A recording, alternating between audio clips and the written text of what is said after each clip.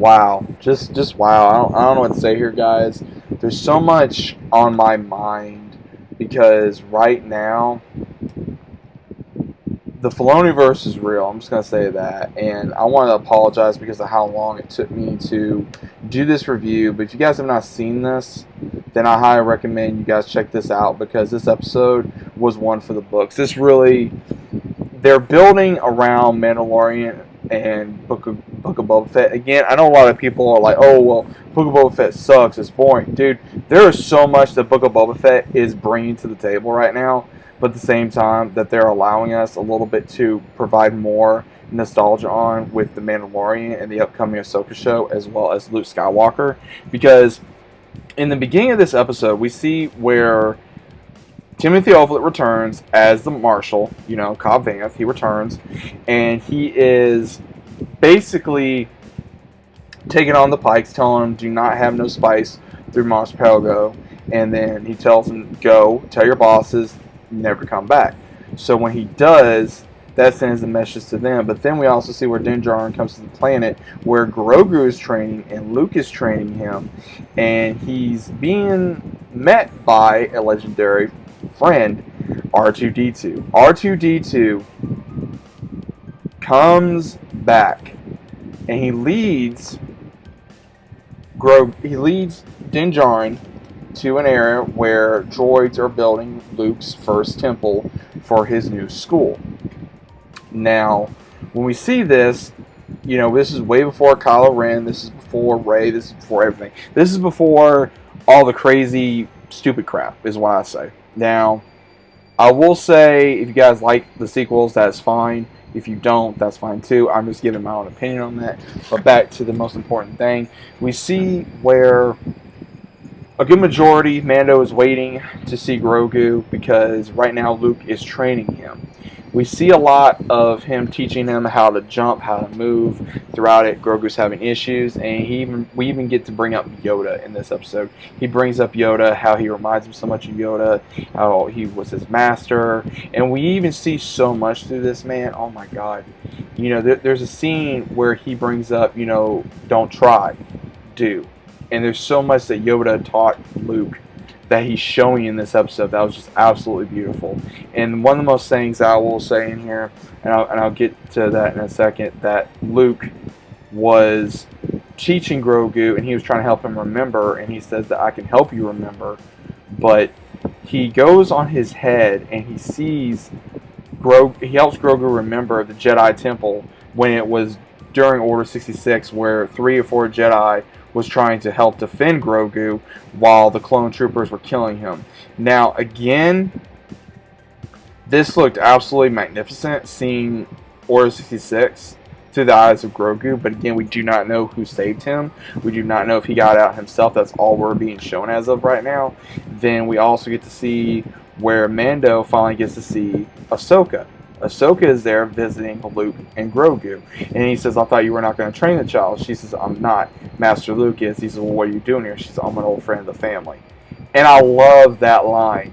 I love that line where she says, I'm an old friend of the family. She's pretty much visiting her nephew, Luke. Because, again, Anakin was like her older brother.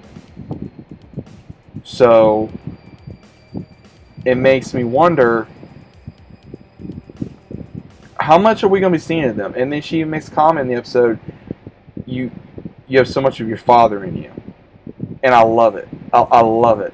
Because we see where he wants to see Grogu, and she tells him that, are you doing this for yourself, or are you doing this for Grogu? And he says, when he was in my care, he was a foundling. And she says, okay. And when that happens, he wants to give him armor, which we later see in the episode, which is like a little old school armor that you wore in the night days, is what he was giving Grogu to wear, because he said that is his right because he was a foundling. He wants to do this. He wants to make sure he's safe. And Ahsoka tells him, but if he sees you, yes, he will like it, but when you leave again, it's going to make it harder on him. So he makes the decision to just leave Grogu once again without seeing him, And when he's going away, Grogu sees him, and Luke is carrying him on his back, man. This brought so many memories back when I was a child watching Empire Strikes Back. We see Luke move through the forest just the way he did with Yoda in Empire Strikes Back. This, I'm going to be honest, guys, this had me almost in tears because I was so in awe. I was so grateful. I was so just, all I can say is in awe because I loved it so much. I loved this episode so much because there's so much that they gave us in return that we've been wanting for years. And then Luke explained to Grogu that the Force is all around them. And then he starts training Grogu the way that he was trained by Obi-Wan Kenobi in, of course, New Hope. And then, of course, when he was training with Yoda, and Grogu does not do well, but then he actually starts to learn. And then finally, when Ahsoka gives Luke that the Mando was here, and he says he doesn't know how to work with him because he says that the attachment, and also he doesn't know if he can really teach him due to all the issues.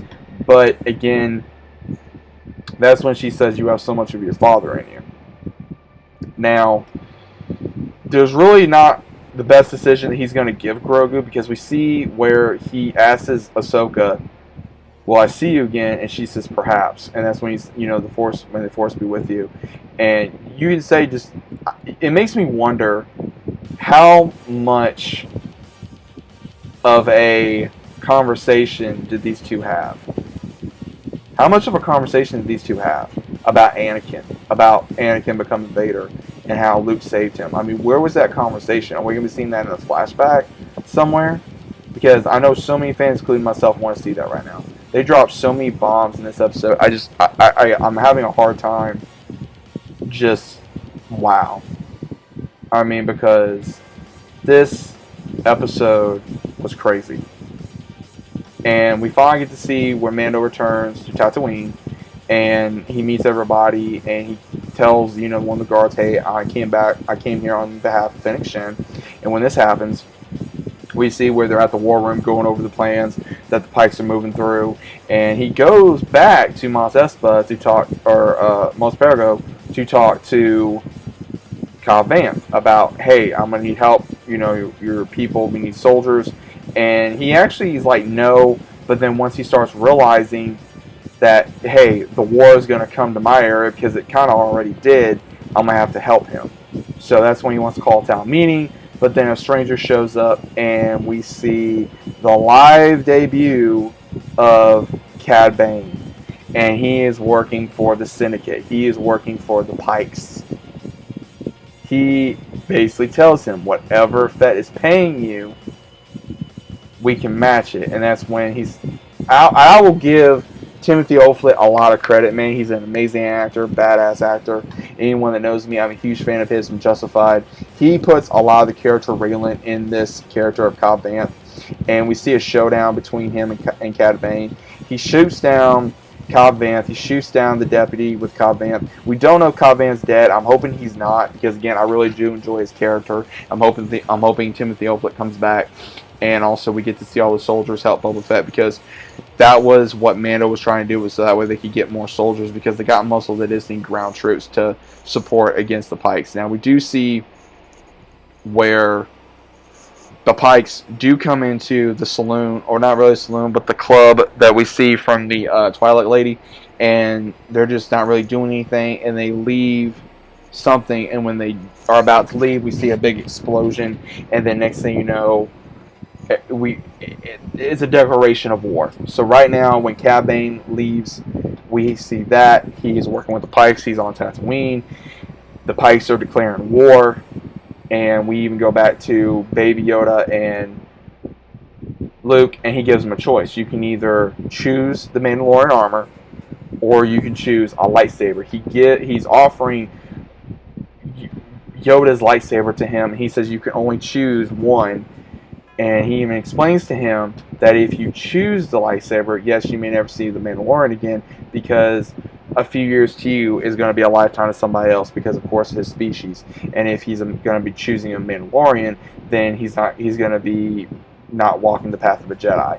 Now this I didn't really agree with, because again, there should be no problem with attachment. Again, with Anakin, that was a particular case, but at the same time, I do understand the reason why they're doing that. But also, I think Baby Yoda or Grogu should be the very first one to at least try to walk both paths, to try to be a Jedi as well as a Mandalorian in a way. But I don't know. But either way, damn, man, this episode was absolutely incredible. I love it. I have nothing bad to say about this episode other than I wish it was longer. That's all I can say.